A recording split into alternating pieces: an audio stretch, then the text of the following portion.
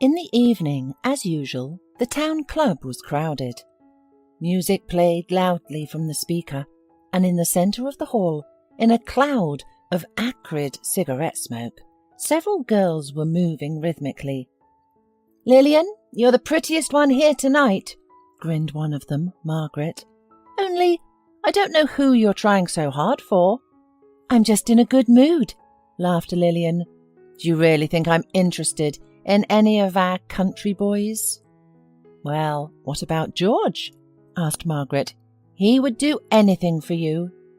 Lillian looked at her friend with a smile and snorted contemptuously, saying that she deserved more than George, and she would surely get her prince in a fancy car who would take her to his mansion.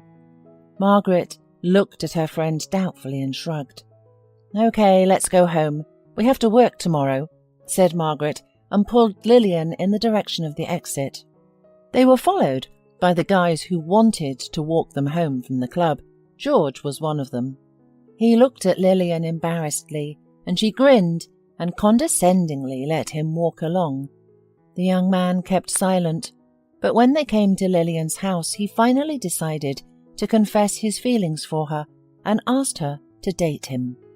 "Believe me, you will be the happiest woman with me," George began to persuade her passionately. "I'll certainly be happy, but not with you," rudely replied Lillian, and disappeared into the house without even saying goodbye. George stood for a while and went home. He was upset, but he had not lost hope.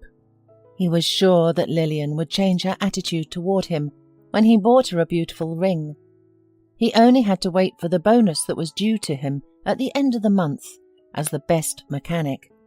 For the next few days, all George could think about was Lillian, but no matter how many times he tried to talk to her, the girl would slip away with a disgruntled look on her face. At the end of the month, George went to the neighbouring city and bought the most beautiful ring, which took all of his bonus and salary. His mother was angry at him for a long time afterward, but George was pleased because now Lillian just wouldn't resist. But it turned out differently. "Well, what do I need it for?" grumbled the girl when one evening George handed her the ring. "Waste of money, only." "Didn't you like it?" asked George bitterly. "Lillian, I love you. I want to marry you." "That's it. I'm fed up with you, George. You should understand I'm not for you," exclaimed Lillian and slammed the door in front of his face. George stood there in a complete stupor for several minutes. When he came to his senses and finally realized that all his dreams had been shattered, he went into the first bar he saw and got very drunk for the first time in his life. Meanwhile, Lillian was already rushing on the train toward her dream. The girl had long dreamed of leaving the countryside for the city and had no regrets. The quiet life in the backwater town, her mother, who was constantly drinking, and those ordinary guys who were steadily imposing themselves as boyfriends. She was finally fed up with it all. She believed that things would be very different in the city. On her first day, she rented a small apartment to pair with another girl and took a job at a cafe as a waitress. A year passed.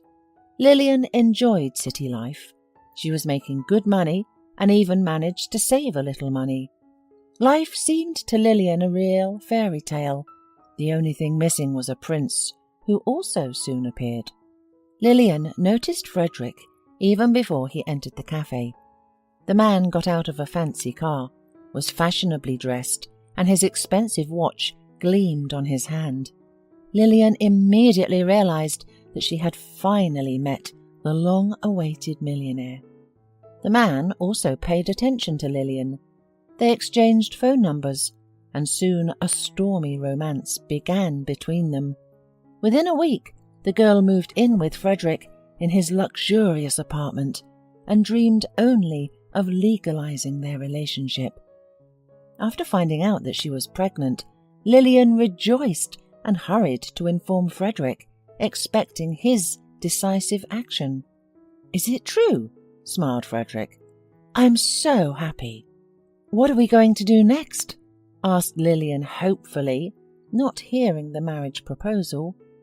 Next is a long and happy life together, and of course a wedding, he said joyfully, and kissed the girl tenderly on the nose.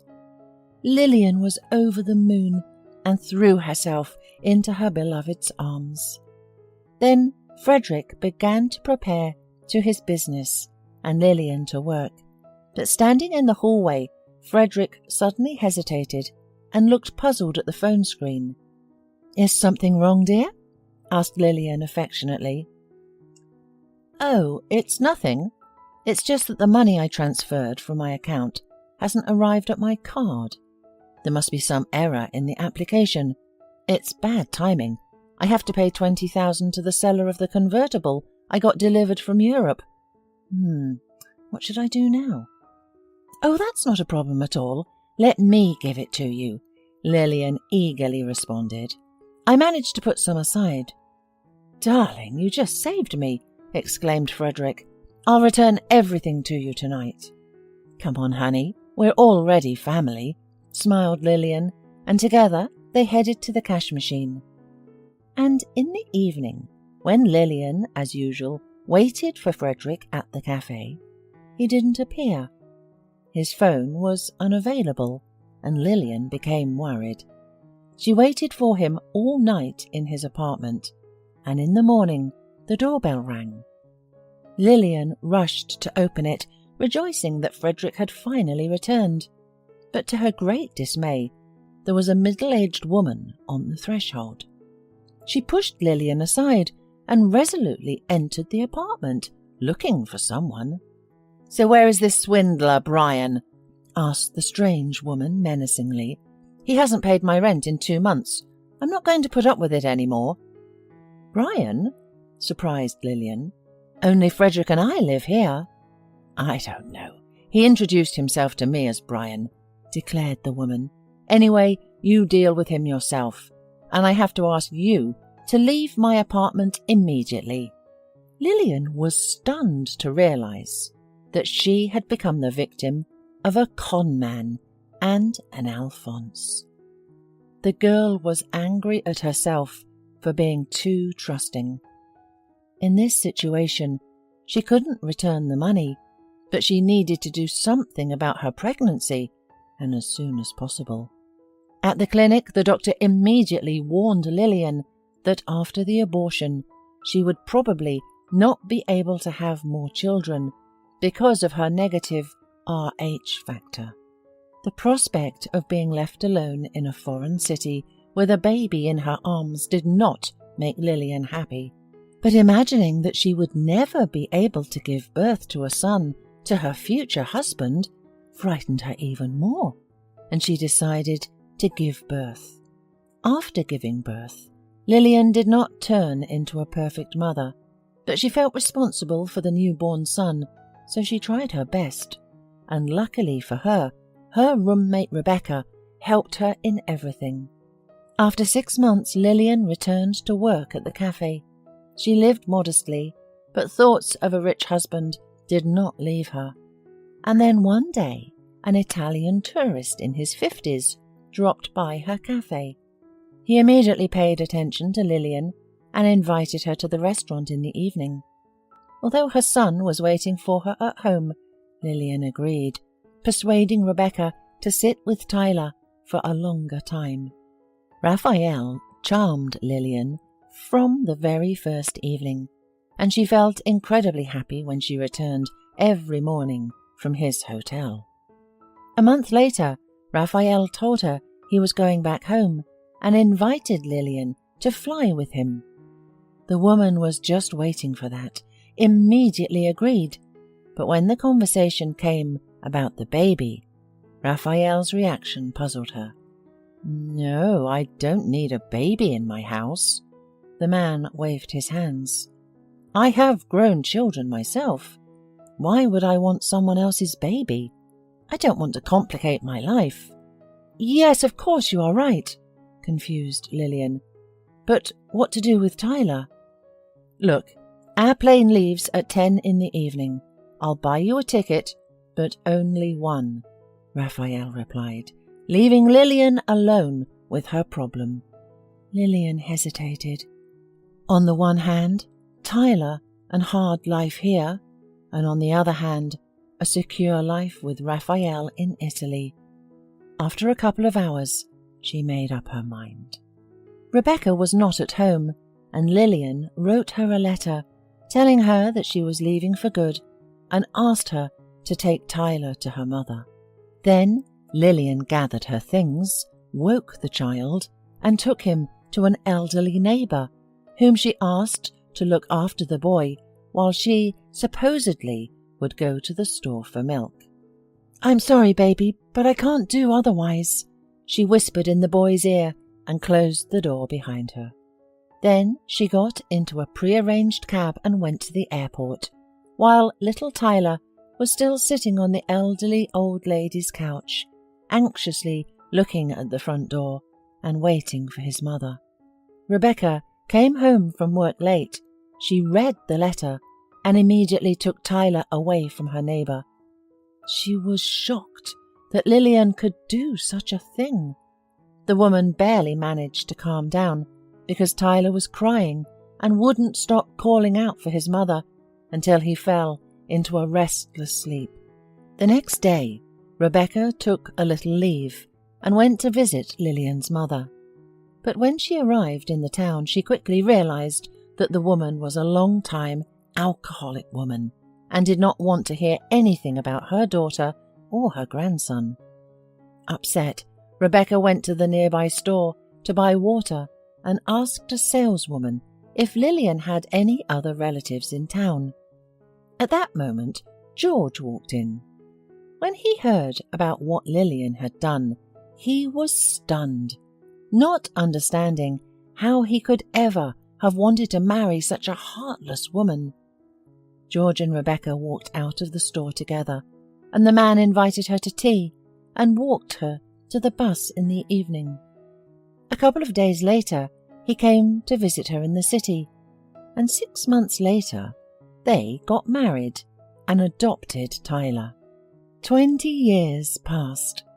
George and Rebecca were living in the city, where they had their own business. One day, George was walking down the street and heard someone call out to him. He turned around and was dumbfounded. Lillian was standing 3 steps away from him. She looked much older than her years. Her eyes were tired, and she looked a bit shabby. "I hardly recognize you. You look so good," she said admiringly. "How are you?" "Hi, Lillian, I'm fine. I moved to the city, as you can see," George answered discreetly. "What about you?"